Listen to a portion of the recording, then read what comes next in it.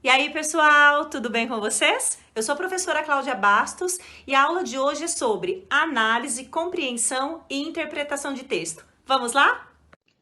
Processo de interpretação de texto. Então, para que ocorra o processo da interpretação de texto, então nós temos o primeiro momento da pré-compreensão, da compreensão e nós temos o momento da interpretação. É muito importante vocês saberem disso, como que funciona essa organização, tá?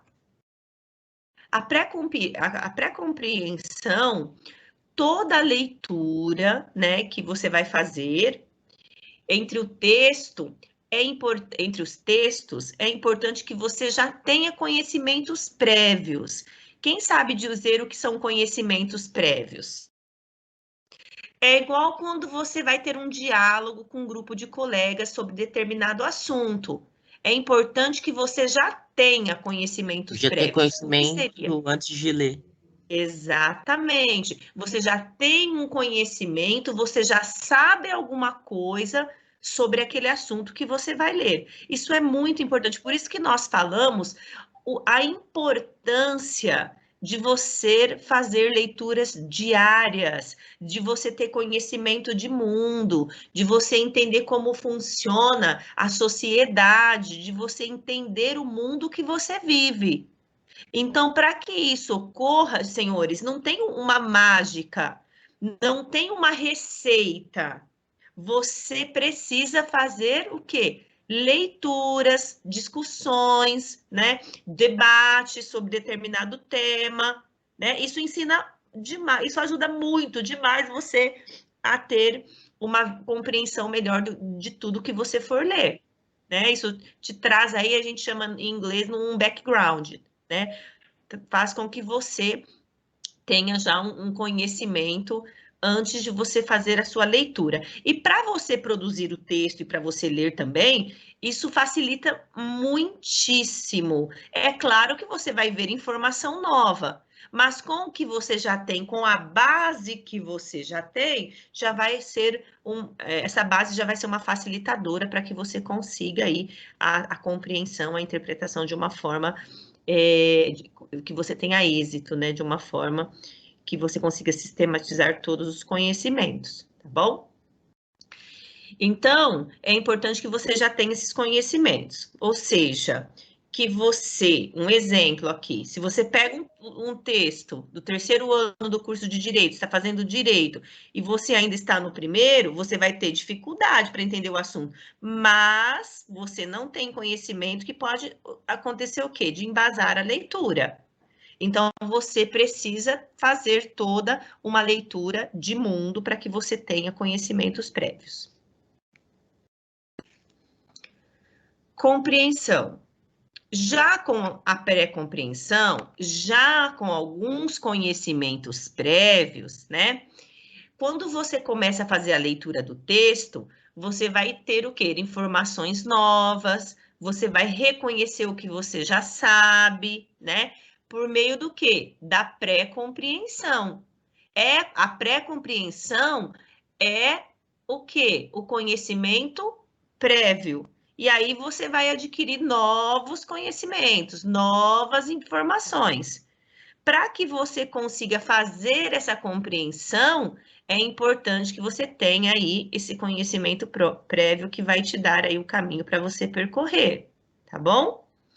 Então, quando você tem a pré-compreensão, você consegue ter uma veracidade dessa informação, e aí você consegue fazer aí toda a leitura, toda a interpretação que é necessidade e qual é a intenção do texto que você está lendo, né?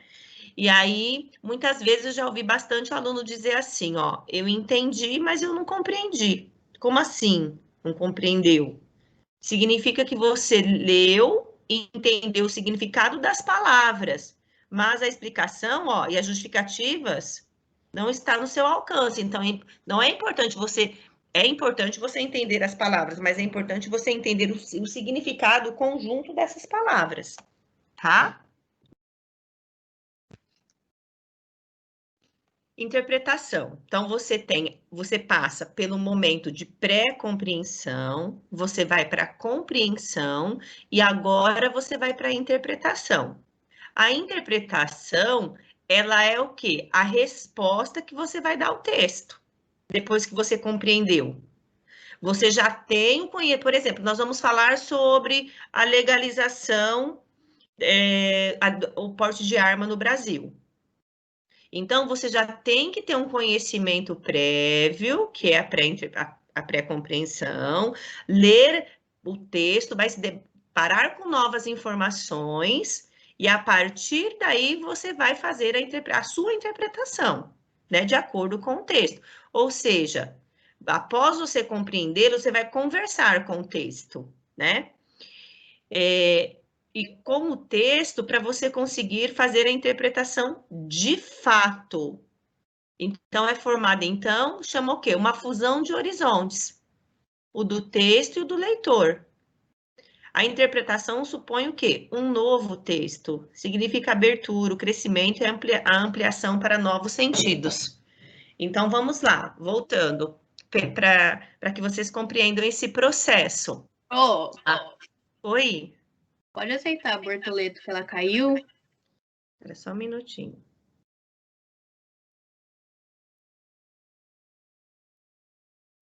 Gente, eu tenho vários alunos para entrar aqui ainda. Tenho Frederico, Gabriela, Gustavo, Júlia, o Michael, Paulo Dias, o Samir.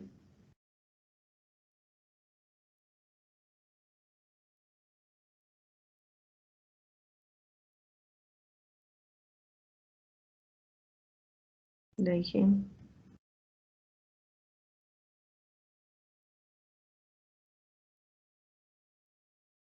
Vamos lá. Conseguem ainda ver os slides? Sim. Ok. Então, só para nós revisarmos aí. A pré-compreensão é o conhecimento prévio. A compreensão, você vai com o seu conhecimento prévio, você junta com a informação nova do texto, né? E a interpretação é a fusão do seu conhecimento prévio com as novas informações, e aí sim você vai ter a interpretação, ok? Então, vamos lá.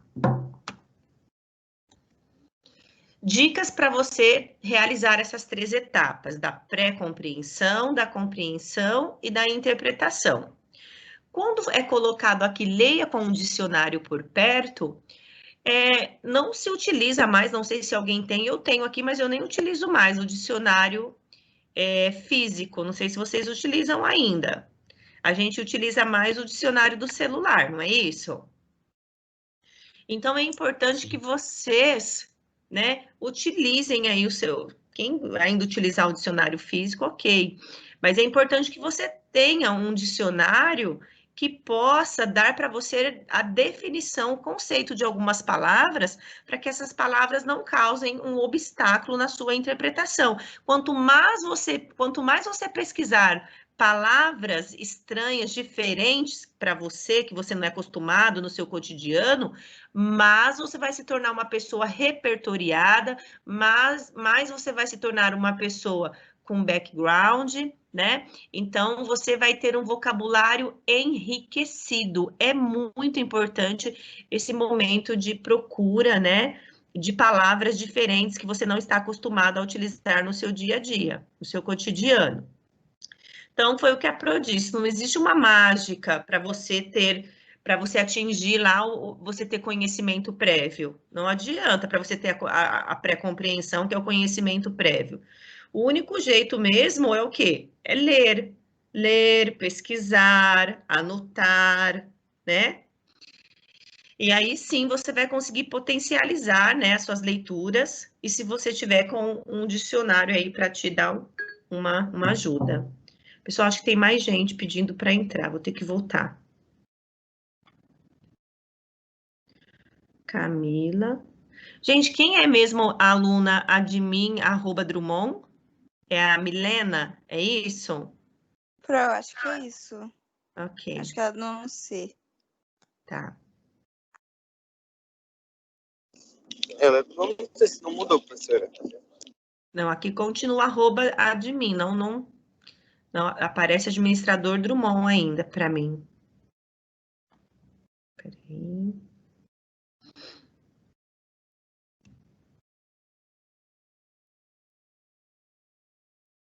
Ok, então já foi. Milena, tudo bem?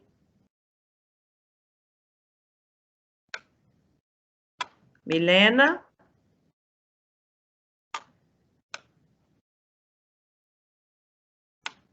Bom, gente, aqui para mim não aparece o nome dela, mas tudo bem, vamos lá. Continuemos.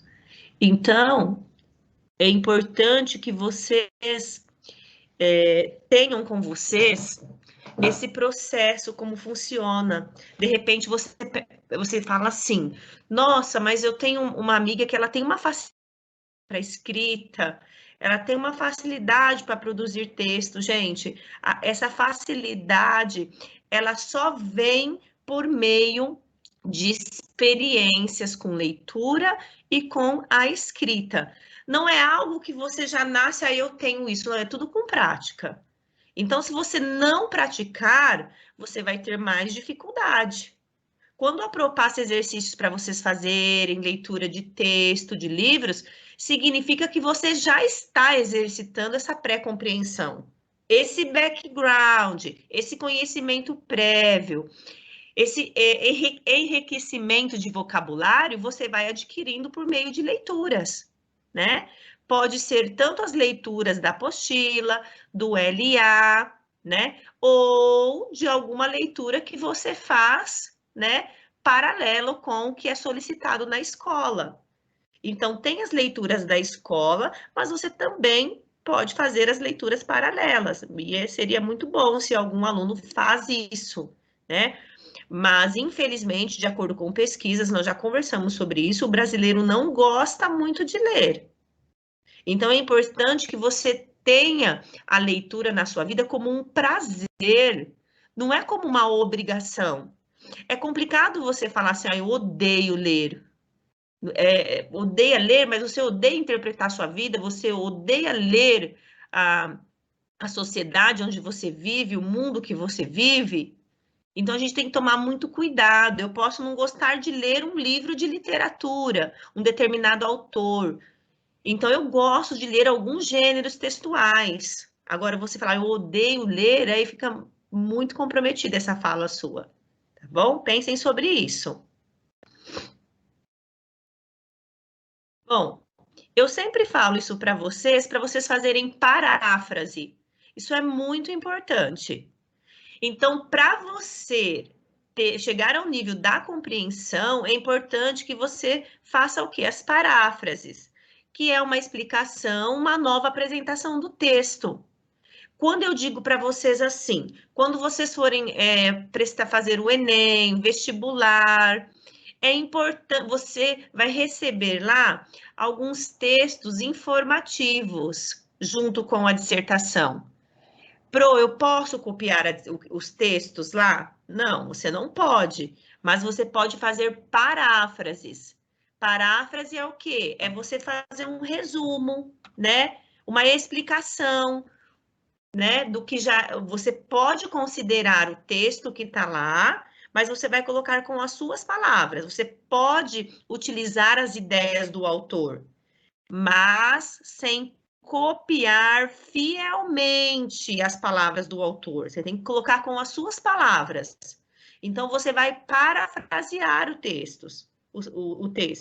Então, os textos que vêm de apoio para a dissertação, não é para você ir lá e copiar, mas sim para te dar um caminho, né? Uma oportunidade de você criar o seu texto. É para isso que serve o texto de apoio na dissertação, e não para você copiar, que é que muitas vezes acontece, né? Só que mais interessante para quem está estudando para o vestibular são três: a paráfrase resumo, a paráfrase resenha e a paráfrase esquema. Quando nós falamos em resumo, nós já trabalhamos o gênero resumo, você já sabe como fazer um. A resenha, nós já trabalhamos, inclusive nós vamos trabalhar um pouquinho hoje novamente. A resenha crítica é aquele resumo que vem com a sua opinião, né? Você não se coloca dentro do texto, se for em terceira pessoa.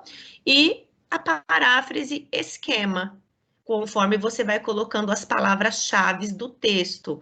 Então, as palavras-chave do texto que você retira pode direcionar você a criar o seu próprio texto, a sua forma de pensar, ok?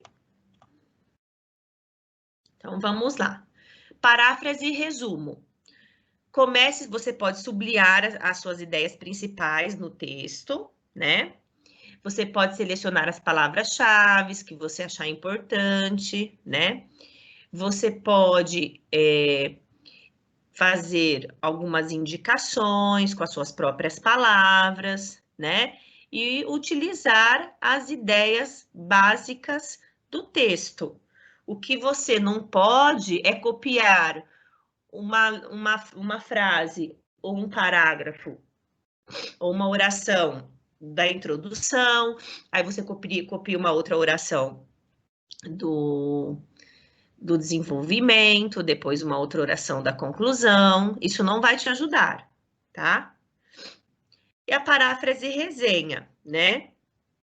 Que tem os passos do resumo, como a gente já conversou, mas você vai emitir um comentário sobre o texto, né? O que você pensa sobre essa organização e sobre a ideia principal do autor, tá? E a paráfrase e esquema, depois que você conseguiu identificar as ideias principais do texto, você vai apresentar o esqueleto do texto em tópico. Eu, particularmente, eu gosto bastante da paráfrase e esquemas, porque eu coloco em tópico e aí depois, por meio do tópico, eu transformo em texto. Eu acho bem interessante. É uma forma para você se organizar também. Ó, você pode usar pequenas frases, setinhas, canetas coloridas para diferenciar, palavras do esquema. Eu gosto bastante de, quando eu vou fazer uma dissertação, eu fazer tópicos. Porque aí eu utilizo os meus tópicos e depois escolho as conjunções que eu vou utilizar e faço a produção do meu texto. Acho bem interessante a paráfrase e esquema. Quando vocês vão produzir algum texto, vocês utilizam mais a paráfrase e resumo, a resenha ou a esquema? Resumo. Esquema. Eu uso mais esquema. A Samantha, resumo. Diego? Não, resumo. A resumo. A Samantha também esquema. Tem mais alguém que utiliza de uma outra forma quando vai produzir um texto? Porque eu preciso partir de uma base. Quando eu vou criar um texto, eu preciso partir de algum lugar. Então, você pode... Eu acredito que também a resenha também é bem interessante, você já emitir sua opinião, né? Também é bem interessante.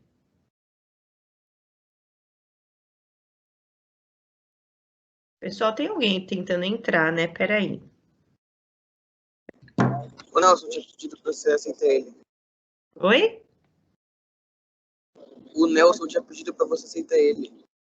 Ah, tá. Deixa eu ver aqui. Ah, ele tá aqui mesmo. Ah, mas eu acho que ele caiu de novo. Vamos lá. Bom, senhores, é isso então em relação à interpretação de texto, tá bom? Bom, são as 3 etapas para você realizar. Ler com um dicionário para definição, fazer as paráfrases e, para finalizar, reserve um tempo do seu dia para ler devagar, De verdade, tem alguém aqui que reserva algum tempo do dia para fazer algum tipo de leitura, independente se é de português? Você faz isso? Sim, Pro. Sim. Muito bem. Sim. É isso que vai diferenciar você em um concurso público, em uma universidade, é isso que vai diferenciar. Então, uma das maiores dificuldades de quem precisa ler muito é a falta de concentração. Às vezes tem até interesse em fazer a leitura, mas não conseguem ter uma concentração. Acontece isso com alguém aqui? Às vezes. Então, mas aí a gente tem que pensar o que é que está tirando a minha concentração, né? Às vezes é a falta do uso dos óculos, às vezes é preocupação com alguma coisa, às vezes é não gostar de determinado gênero de texto que você está lendo. Então, você precisa se conhecer e identificar qual é o tipo de texto que você gosta de leitura. Ah, eu gosto de quadrinhos, então leia quadrinhos. O importante é que você leia, comece pelo quadrinhos. Ah, eu gosto de livro curto, histórias curtas. Então, comece por livros com histórias curtas. O importante é começar, né? Então, quem tem dificuldades para interpretar textos e fica lendo e relendo sem entender nada, pode estar sofrendo de um mal que vem crescendo na população da era digital. Antes da internet, o nosso cérebro lia de forma linear, aproveitando a vantagem de detalhes sensoriais, a própria distribuição do desenho da página, para lembrar de informações-chave de um livro. Conforme nós aumentamos a nossa frequência de leitura em telas, os nossos hábitos de leitura se adaptaram aos textos resumidos e superficiais. Isso é uma grande verdade. Ou seja, muitas vezes você tem links que poderá ler mais. A internet é isso. E essa leitura rasa fez com que a gente tivesse muito mais dificuldade de entender textos longos. E sim, a gente quer tudo resumido, tudo para ontem, a gente quer o caminho mais fácil. Então, isso traz também nós nos tornamos engessados por conta disso muitas vezes. E também tem uma outra questão que a Pro não colocou aqui, que é a questão de você ler só na tela. Tem não sei se é o iBook, tem aquele livro, como que chama, gente? Que é o livro digital, que você só lê na tela. E-book, Pro. Oi? Kindle. E-book. É o Kindle e-book. é a plataforma, né? Isso, é o Mas e-book. tem Kindle também, não tem? Tipo, Kindle é a plataforma. Tem, Tô é o ligado. Kindle, acho que é a plataforma e o e-book fica no Kindle, não é isso? Isso, Pro. Então, o que que acontece, gente? Eu leio, né, alguns textos assim, até baixo por PDF, faço a leitura. Só que o livro físico, não sei o que para vocês, eu acho que me traz mais conforto para eu anotar alguma informação. O que que vocês pensam sobre isso? Eu não gosto muito de online, não. Prefiro ler fisicamente. Pro, eu me adaptei. Eu leio vários livros em e-book. Eu baixo e leio. Em online eu não consigo ler muito, não. Não consigo me Então concentrar direito. então, eu também leio. Eu me adaptei, só que parece que eu não consigo manter tanto a informação. Eu leio para determinado momento, mas parece que essa informação ela não fica retida. Como que você faz as anotações? Porque eu sou uma pessoa que eu preciso ler e ir anotando, fazendo algum comentário.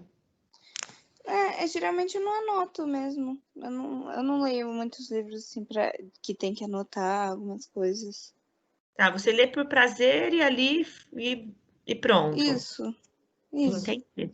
Então as leituras que eu fiz por tela, eu achei que foram bacanas, com certeza, mas as que eu fiz com o livro físico, eu tenho, assim, eu senti que eu consegui reter muito mais informação, né? Isso é um pensamento meu, mas com certeza a gente tem que ir se adaptando, sim. É isso, meus queridos. Então vamos continuar aqui. Bom, então eu vou trazer novamente para vocês as características do editorial, que é o primeiro conteúdo que a Pro colocou lá, né? Então, é no editorial que o portal de notícias, o jornal e a revista, né, manifestam claramente sua opinião e respeito de determinado fato. Ele apresenta tese e argumentação, como qualquer outro texto de opinião. O editorial pode ser assinado por um editor que escreve em nome da publicação. Porém, o mais comum é a ausência de assinatura, já que se trata de um posicionamento oficial do veículo de comunicação. Então, se eu estou lendo a revista Veja e eu tenho um editorial, não há necessidade de ter lá de quem escreveu o editorial. Às vezes pode aparecer, porém, é o posicionamento da revista em geral, tá bom? O importante é que haja o quê? Objetividade e imparcialidade na apresentação dos fatos noticiados. Por isso, o editorial costuma ser identificado por meio do título da seção ou de cores específicas, o que sinaliza a preocupação em garantir que o leitor saiba estar diante de um texto propositalmente parcial e opinativo. Bom, nós fizemos várias interpretações já de textos editoriais, de gêneros editoriais. Modalizadores de argumentação. Textuais e argumentação. Os modalizadores diz respeito ao quê? Ao ponto de vista de quem vai escrever, ou seja, de quem produz o texto, né? Então, são as palavras que elas são responsáveis, né, por expressões, elas são importantes para a construção dos sentidos, né? Sinaliza o seu posicionamento, a sua opinião sobre o assunto. Por isso que é importante esse recurso, né? Que aí dá uma enfatizada no que você pensa, né? Sobre determinado posicionamento, determinada ideia, ok? Então, aí nós já trabalhamos, inclusive, vários, mas é importante voltar um pouquinho ainda. É provável que, pode ser que, talvez, lembrando que o talvez, ele dá uma ideia aqui de que você não tem tanta certeza. Então, não é tão interessante você utilizar em textos argumentativos, ok? E aí eu tenho aqui também, é provável, foi necessário, era obrigatório, provavelmente, com certeza, poder, deve, ter de, precisar de, necessitar de, tenho certeza de que, para um artigo de opinião seria ótimo, todos sabemos que, não há dúvida de que, então isso é muito importante. E aí tenho outros aqui também, modalizadores de saber, constatação, apreciação, obrigação, desejo, possibilidade, confirmação. E aí, esses aqui também vocês podem utilizar. Tenho certeza de que é um argumento forte, acredito que também é um bom argumento, né? Não estou bem certo de que, então esse não é interessante você utilizar, não é que é proibido você utilizar. O que é importante é que quando você for escrever um texto, ler um texto, você conseguir identificar essas informações, ok?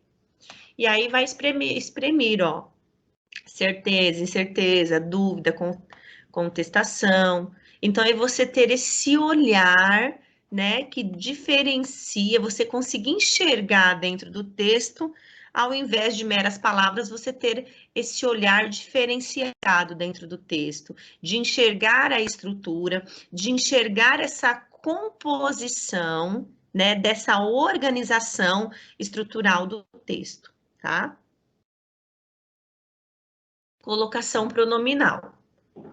A colocação pronominal é a utilização, né, dos pronomes oblíquos átonos. São eles: me, te, se, nos, vos, lhe, lhes, os, a, os. É onde você vai posicionar esse pronome dentro, né, da frase, ok? Então, eu tenho a próclise, onde o pronome ele vem antes do verbo, Então, eu tenho aqui o verbo, e aí o pronome está aqui antes. E aí eu sei que esse pronome ele tem que vir aqui, porque a próclise tem suas regras. Então, ele veio parar aqui e não veio aqui na frente do verbo, porque eu tenho uma partícula atrativa aqui, que é o ninguém, que é o pronome indefinido. Tá bom? A mesóclise, o pronome ele fica no meio do verbo. Então, eu só uso a mesóclise quando eu tenho o meu verbo no futuro do presente, no futuro do pretérito. Quando chegar, te darei, seria isso, te darei algumas informações. Eu não posso escrever te darei ou darei-te. Por quê? Porque eu tenho um verbo no futuro do pretérito. Então, dar-te-ei. Então, eu separo o verbo aqui, darei, deixo dar aqui, coloco o ei, coloco o pronome aqui no meio, tá bom?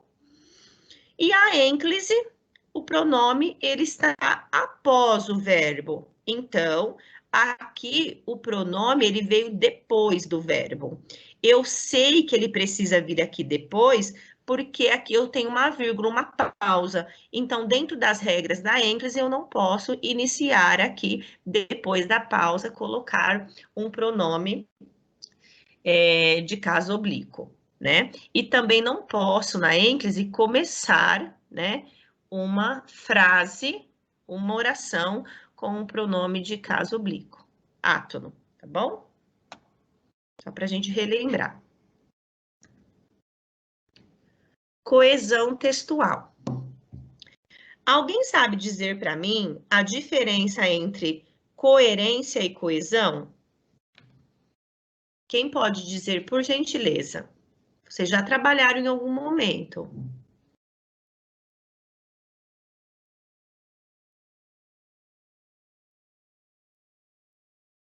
Qual é a diferença de coesão e coerência, senhores?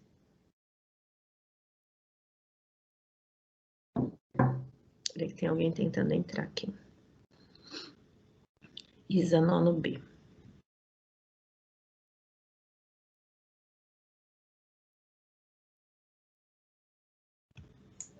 Coerência é o sentido e coesão é as conexões.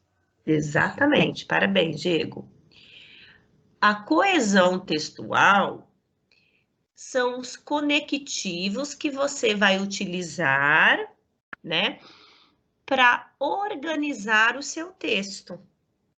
E a coerência é o sentido que você dá para o seu texto. Pode haver texto coerente, mas sem coesão? Pode. Pode haver texto com coesão, mas sem coerência? Pode. Então, vamos ver. Coesão textual. A coesão se refere ao modo como as partes do texto se ligam por meio de elementos linguísticos. Quais são os elementos linguísticos que nós ligamos uma frase a outra ou uma oração a outra? Então, nós temos os conectivos, que são as conjunções, que são as locuções conjuntivas. Então, todas as questões gramaticais dentro do texto, nós chamamos de coesão textual.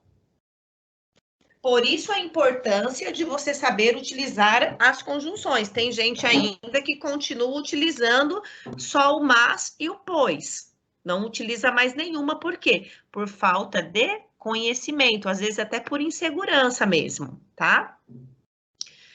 Então, por meio de elementos linguísticos, qual nós chamamos do quê? Elementos coesivos. A coesão pode ocorrer pelo emprego de conjunções e por substituição lexical de palavras. Ou seja, essa substituição lexical é você utilizar o quê? Sinônimos. Por exemplo, eu vou escrever um texto. Hoje a escola ficará fechada por causa da situação ocorrida ontem. Aí eu vou começar de novo o texto. A escola? Não, eu já utilizei. O que eu posso utilizar para substituir a escola? A instituição? Isso, a instituição, a unidade escolar. Porque se você utiliza muitas vezes essa repetição, o seu texto fica empobrecido. Então, por isso que nós chamamos aqui a substituição lexical. Ou você pode colocar esta, a mesma. Ela isso. também? Oi? Ela? Ela, né? Então, é isso que você tem que prestar atenção. Tem gente que tem essa dificuldade, que repete o tempo todo a mesma informação. O texto fica repetitivo, fica ruim para fazer a leitura, fica cansativo. Então, é importante você ter essa sabedoria, tá bom? Conjunção é a palavra invariável que liga duas orações ou dois elementos da mesma função. A locução conjuntiva é gente, das partes da gramática. Extremamente importante você saber utilizar a conjunção. Isso vai dar para você um outro horizonte, um outro olhar em relação à escrita e leitura de texto. A locução conjuntiva também é um conjunto de palavras que exerce a função de uma conjunção, né? Nós acabamos de conversar, né, sobre isso. Acabou a tarefa de casa e foi dormir. O professor, eu poderia escrever assim, ó, vou dar um exemplo para vocês. Acabou a tarefa de casa, vírgula, foi dormir, eu poderia escrever assim? Poderia. Eu poderia, só que eu não teria aqui o quê? Uma conjunção. Aí seria que conjunção E, né? Aditiva. Isso. Só que se eu coloco uma vírgula aqui, Diego, ó, você concorda que ficaria uma coordenativa? Porque elas seriam independentes. Essa aqui não depende dessa. Ficaria uma coordenativa. O professor deu mais exemplos a fim de que todos compreendessem o assunto. Então, a conjunção, o quê? Estabelece o quê? Uma relação de sentidos entre as duas orações, tá? Vamos lá, continuemos. E aí eu coloquei aqui essa tabelinha. Gente, olha, as conjunções, vocês estão no 9º ano. Vocês que têm apostila, não sei, de repente tem gente que descarta, não sei o que vocês fazem com a apostila, mas essa tabelinha aqui é uma tabelinha que você tem que deixar ela colada no seu guarda-roupa, é uma tabelinha de cabeceira, que você tem que estudar sempre, não é para a língua portuguesa, né? A gente tem que tirar esse estigma, é para a língua portuguesa, eu tenho que decorar isso. Não, é você aprender a utilizar as conjunções em todos os textos que você for utilizar, você for escrever. Então, ó, tem as coordenativas, né, que são as aditivas, adversativas, alternativas, conclusivas e explicativas, e foi o que a Pro disse, tem gente que só sabe utilizar essa. Pois, né, que é para explicar alguma coisa, o porquê e utiliza o mas. Às vezes, quando a Pro vai corrigir texto, a Pro só encontra essas duas aqui, ó, no texto inteiro. Não utiliza mais nada, nenhuma. Essa outra tabelinha aqui que vocês têm no LA de vocês, também é um material de cabeceira, que você não pode em nenhum momento descuidar. Você tem que aprender como colocar as conjunções nos seus textos. E aí eu tenho aqui as condicionais, causais, comparativas, conformativas, consecutivas, concessivas, finais, temporais, proporcionais, integrantes. Ah, Pro, mas como que eu vou conseguir fazer isso? Praticando. Não tem como você escrever bem se você não escreve nada. Não tem como você ler bem se você não ler nada. Você tem que ir experimentando, se arriscando, para que você possa ir melhorando a cada dia, ok? Então, vamos lá. E saber também, né, ter segurança no momento da sua escrita. Então, aí, a coesão e a coerência, né, é um quebra-cabeça, elas estão sempre juntinhas, tá? Não existe a coesão sem a coerência, nem a coerência sem a coesão. Se acontecer, pode acontecer, mas o seu texto não vai ser um texto bem escrito, tá? Tem, Pro. Só que não vai ser um texto bem escrito. Então, a coesão textual é muito importante também vocês terem isso em mente.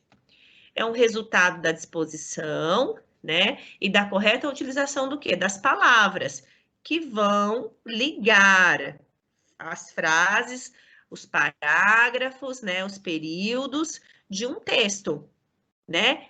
Que palavras que são essas? São os conectivos. Quem organiza tudo isso são eles, os conectivos, tá? Quem são os conectivos? As conjunções. E a coerência já é uma relação lógica das ideias, né, de um texto, né? Ou seja, o resultado especialmente dos conhecimentos transmissor da mensagem. É a sua ideia, a sua coerência, o sentido, né, do que você escreve. Um texto contraditório e redundante, ou cujas ideias iniciadas não são concluídas, é um texto incoerente, né? A incoerência compromete a clareza do discurso e a sua fluência e a eficácia da leitura. Assim, a incoerência não é só uma questão de conhecimento, decorre também do uso dos tempos verbais e da emissão de ideias contrárias. E aí, então, a gente pode pensar que a coesão está relacionada às questões gramaticais e a coerência está relacionada à lógica das ideias, o sentido do texto.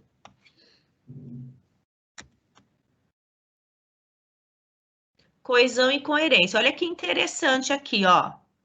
Vamos ver. Coerência sem coesão. Olhar fito no horizonte, apenas o maior imenso, o mar imenso, nenhum sinal de vida humana, tentativa desesperada de recordar alguma coisa, nada. O que está faltando aí, ó? Tem coerência, mas não tem coesão. O que ficou faltando aí? Os conectivos. Exatamente.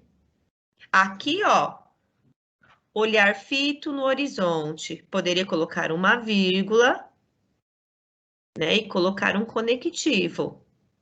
No entanto, o mar imenso era um sinal, eu poderia, né, fazer esse trabalho aqui, ó, ponto final. Já pensou se todos os textos ponto final em tudo? Então, não há coesão, ó. Então, tem coerência, tem sentido, mas não tem os elementos gramaticais que são importantes na construção, né, desse vínculo aí dentro do texto. E eu também tenho a coesão e também não tenho a coerência, ó. Fui à praia me bronzear. Olha que bonitinho, tem o verbo, tem a crase. Olha, usou aqui também direitinho a conjunção, porque estava nevando. Opa! E usou aqui, quando isso ocorre, o calor aumenta, o que faz com que sintamos frio. Tá bem escrito, mas tá? Qual é o problema aqui desse período? Sentido. Não tem sentido. Não tem sentido, mas aí ele utilizou aqui os conectivos, utilizou a pausa, tá bem organizadinho o texto dele, porém não tem sentido. Então, por isso que a coesão não vive sem a coerência, e nem a coerência vive sem a coesão. Até a próxima, meus queridos. Beijos!